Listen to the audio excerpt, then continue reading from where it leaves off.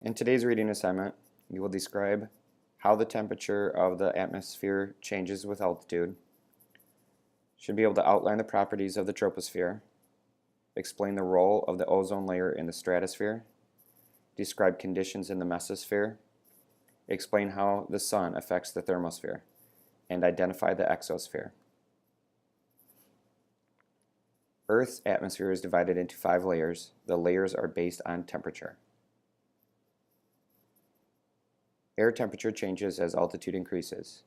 In some layers of the atmosphere, the temperature decreases. In other layers, it increases. You can see this in Figure 1.1. Refer to this figure as you read about the layers below.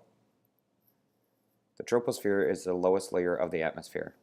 In it, temperature decreases with altitude. The troposphere gets some of its heat directly from the sun. Most, however, comes from the Earth's surface. The surface is heated by the sun, and some of that heat radiates back into the air. This makes the temperature higher near the surface than at higher altitudes.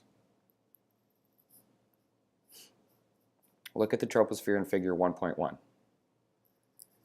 This is the shortest layer of the atmosphere. It rises to only about 12 kilometers, or 7 miles above the surface. Even so, this layer holds 75% of all the gas molecules in the atmosphere. That's because the air is densest in this layer. Air in the troposphere is warmer, closer to the Earth's surface. Warm air is less dense than cool air, so it rises higher in the troposphere. This starts a convection cell. Convection mixes the air in the troposphere. Rising air is also a main cause of weather. All of the Earth's weather takes place in the troposphere. Sometimes air doesn't mix in the troposphere. This happens when air is cooler close to the ground than it is above. The cool air is dense, so it stays near the ground. This is called a temperature inversion. An inversion can trap air pollution near the surface. Temperature inversions are more common in the winter. Can you explain why?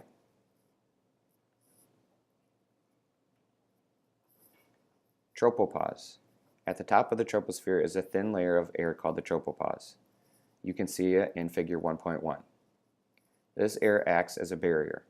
It prevents cool air in the troposphere from mixing with the warm air in the stratosphere. The stratosphere is the layer above the troposphere. The layer rises to about 50 kilometers or 31 miles above the surface. Air temperature in the stratosphere layer increases with altitude. Why? The stratosphere gets most of its heat from the sun. Therefore, it's warmer closer to the sun. The air at the bottom of the stratosphere is cold. The cold air is dense, so it doesn't rise. As a result, there is little mixing of air in this layer. The stratosphere contains a layer of ozone gas. Ozone consists of 3 oxygen atoms. The ozone layer absorbs high-energy UV radiation. As you can see in Figure 1.3, UV radiation splits the ozone molecule. The split creates an oxygen molecule, O2, and an oxygen atom, O. This split releases heat that warms the stratosphere. By absorbing UV radiation, ozone also protects Earth's surface. UV radiation would harm living things without the ozone layer. At the top of the stratosphere is a thin layer called the stratopause. It acts as a boundary between the stratosphere and the mesosphere. The mesosphere is the layer above the stratosphere. It rises to about 85 kilometers or 53 miles above the surface. Temperature decreases with altitude in this layer. There are very few gas molecules in the mesosphere. This means that there is little matter to absorb the sun's rays and heat the air. Most of the heat that enters the mesosphere comes from the stratosphere below. That's why the mesosphere is warmest at the bottom. Did you ever see a meteor shower like the one in Figure 1.4? Meteors burn as they fall through the mesosphere. The space rocks experience friction with the gas molecules. The friction makes the meteors get very hot. Many meteors burn up completely in the mesosphere. At the top of the mesosphere is the mesopause. Temperatures here are colder than anywhere else in the atmosphere. They are as low as 100 degrees Celsius or 212 degrees Fahrenheit. Nowhere on Earth's surface is that cold.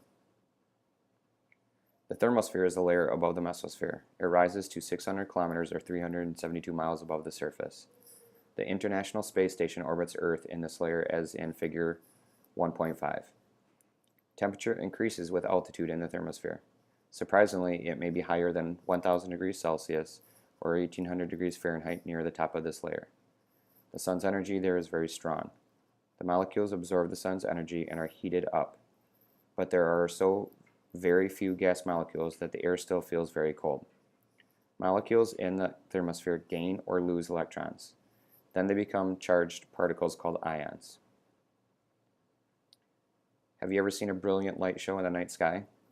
Sometimes the ions in the thermosphere glow at night.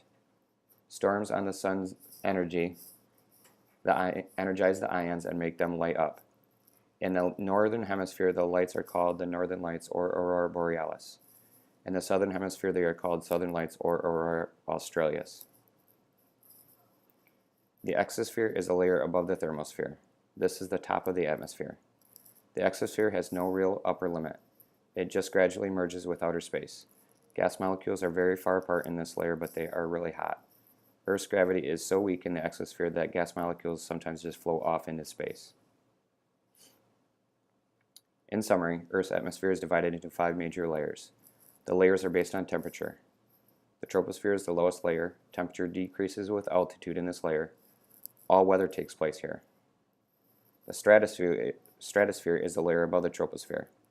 Temperature increases with altitude in this layer. The ozone layer occurs here. The mesosphere is a layer above the stratosphere. Temperature decreases with altitude in this layer. Meteors burn up here. The thermosphere is the layer above the mesosphere. Temperature increases with altitude in this layer. The northern and southern lights occur here. The exosphere is the highest layer. Air molecules are very far apart. They may escape Earth's gravity and float into space.